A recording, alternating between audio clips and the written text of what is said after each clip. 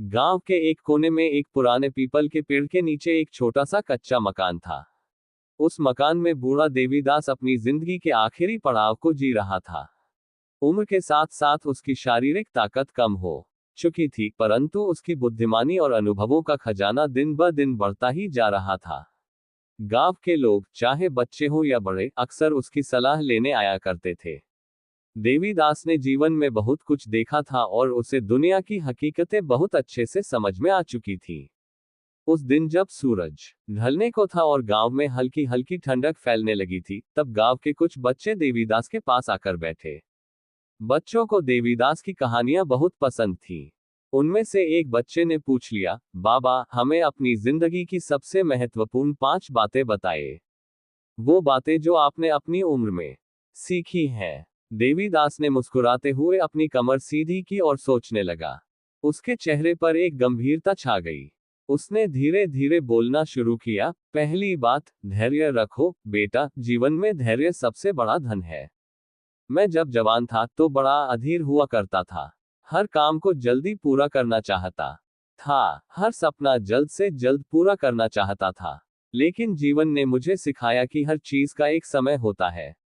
जब मेरी पत्नी की तबीयत खराब हुई और मैं उसे डॉक्टर के पास लेकर भागा, तब मुझे एहसास हुआ कि जीवन की गति पर हमारा बस नहीं चलता। डॉक्टर ने मुझे धैर्य रखने की सलाह दी, और वो धैर्य ही था जिसने मुझे उस कठिन समय में स्थिर बनाए रखा।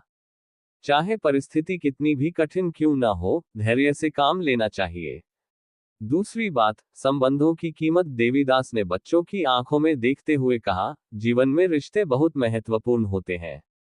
मैंने अपने जीवन के प्रारंभिक वर्षों में ये गलती की थी कि मैं अपने काम में इतना डूब गया था कि परिवार और दोस्तों के लिए समय नहीं निकाल पाता था।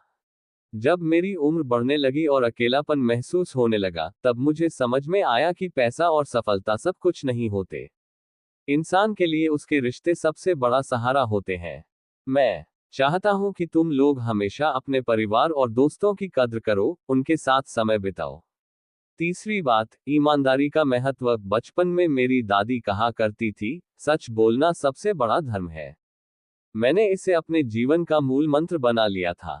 जब मैंने एक बार किसी छोटे से झूठ का सहारा लिया, तो उस झूठ ने मुझे कई कठिनाइयों में डाल दिया।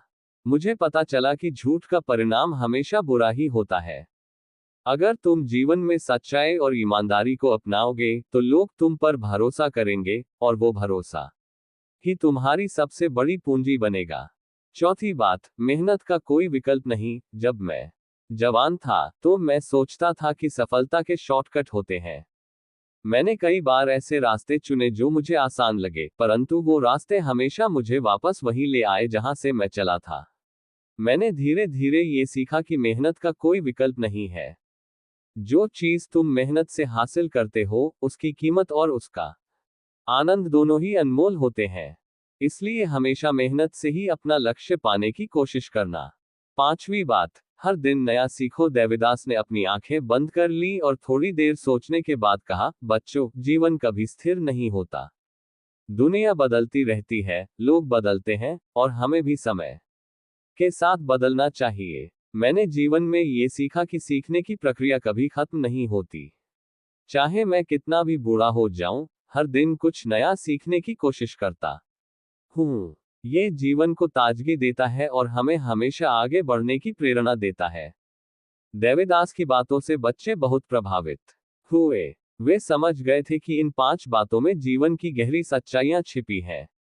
वे सभी बच्चे उस दिन देवीदास की बातों को मन में गहराई से उतार कर घर लौटे। समय बीतता गया, बच्चे बड़े हो गए। उनमें से कुछ शहर चले गए, कुछ गांव में ही रहे, पर वे कभी देवीदास की वो 5 बातें नहीं भूले। उनकी जिंदगियों में जब भी कोई मुश्किल घड़ी आई, उन्होंने उन बातों को याद किया और अपने जीवन में लागू किया। देवीदास का कच्चा मकान अब पुराना हो चुका था और उस पर समय की मार साफ दिखाई देने लगी थी, लेकिन उन 5 बातों की चमक कभी फीकी नहीं पड़ी। गांव के लोग जब भी एक दूसरे से मिलते, देवीदास की कही बातें अक्सर उनकी चर्चा का हिस्सा बन जाती। किसी ने धैर्य का पाठ अपनाया था, किसी ने संबंधों की कद्र सीखी थी, किसी ने ईमानदारी को अपना धर्म बना लिया था, तो किसी ने मेहनत के रास्ते पर चलने का संकल्प लिया था। और हर कोई हर दिन कुछ नया सीखने की कोशिश करता रहा। देवीदास ने अपनी पूरी उम्र गांव वालों के साथ बिताई, उन्हें सिखाया और उनसे बहुत कुछ सीखा। उसकी बातें केवल बच्चों के लिए ही नहीं, बल्कि बड़े बूढ़ों के लिए भी सीख का स्रोत थी। अगर आपको स्टोरी अच्छी लगी हो तो लाइक, कमेंट और चैनल को सब्सक्राइब जरूर करें। धन्यवाद।